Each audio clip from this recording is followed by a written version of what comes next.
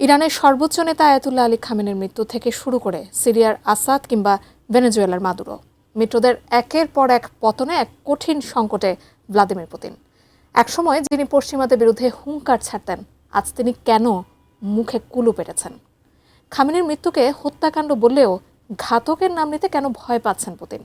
বিস্তারিত জানাচ্ছেন মিরাজ হোসাইন। গত ২৮ ফেব্রুয়ারি যুক্তরাষ্ট্র ও ইসরায়েলের যৌথ হামলায় আয়াতুল্লাহ আলী খামেনির মৃত্যুর পর বিশ্বজুড়ে ছিল একটাই প্রশ্ন: কি করবেন পুতিন? ঘটনার একদিন পর শোকবার্তা পাঠালেন ঠিকই, একে মানবিক নৈতিকতার নির্লজ্জ লঙ্ঘন হিসেবেও বর্ণনা করেন। কিন্তু রহস্যজনকভাবে পুতিন একটিবারের জন্য যুক্তরাষ্ট্র কিংবা ইসরায়েলের নাম মুখে নেননি। কেন এই রণকৌশল? বিবিসি মনিটরিংয়ের এক চাঞ্চল্যকর প্রতিবেদনে উঠে এসেছে পুতিনের এই বদলে যাওয়া রূপ। ২০১১ থেকে ২০২৬ এই ১৫ বছরে পুতিনের অন্তত ৫ জন ঘনিষ্ঠ মিত্রের পতন হয়েছে। একসময় লিবিয়ার গাদ্দাফিকে হত্যার পর পুতিনের সরাসরি আমেরিকার ড্রোন হামলার কথা উল্লেখ করে কঠোর নিন্দা জানিয়েছিলেন। এমনকি ইউক্রেনের ইয়ানুকোভিচকে ক্ষমতাচ্যুত করার জন্য সরাসরি পশ্চিমা দেশগুলোর নাম ধরে বর্বর ও নির্লজ্জ প্রতারক বলেছিলেন তিনি। 5+ স্টার রেটিং প্রাপ্ত দেশের সর্বোচ্চ বিদ্যুৎ সাশ্রয়ী ওয়ালটন এসি স্মার্ট কমফোর্ট এখন নেক্সট লেভেলে।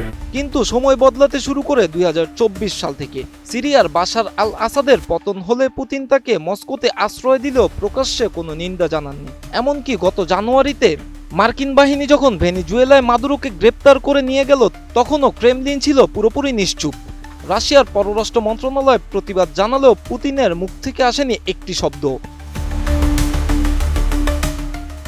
খামেনির মৃত্যুতে পুতিনের এই দুর্বল প্রতিক্রিয়া নিয়ে কার্নেগি বার্লিন সেন্টারের এক সিনিয়র ফেলো আলেকজান্ডার বাউনভ বলেছেন, পুতিন এখন এক কঠিন দ্বন্দ্বে রয়েছে।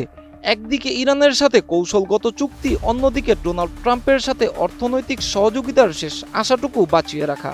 ট্রাম্পের রোষানলে পড়ার ভয়েই কি তবে এই নীরবতা?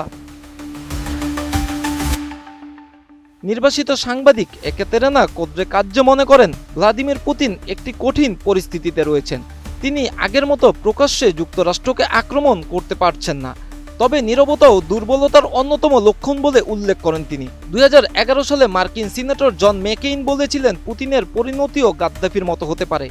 বর্তমান একের পর এক মিত্রের এই করুণ পতন পুতিনকে মানসিকভাবে চাপে ফেলেছে। ট্রাম্পের বেপরোয়া সমর পদ্ধতি দেখে পুতিন হয়তো বুঝতে পারছেন তার পুরনো রণকৌশল এখন অচল। বিশ্লেষকদের মতে খামেনির মৃত্যু পুতিনের কাছে কেবল এক মিত্রের হার নয়, বরং এটি তার জন্য এক চরম সতর্কবার্তা। নাম উল্লেখ না করে কথা বলা কিংবা নিশ্চুপ থাকাটা কি তবে পুতিনের রাজনৈতিক দুর্বলতা, নাকি ঝড়ের আগে স্তব্ধতা? ওয়াশিংটনের ৪৭তম প্রেসিডেন্টের সামনে পুতিনের এই সাবধানী চাল আগামী দিনের বিশ্ব রাজনীতিতে নতুন কোনো মোড় নিয়ে আসে কিনা, এখন সেটিই দেখার বিষয়। Miraj Hossain, ATN news.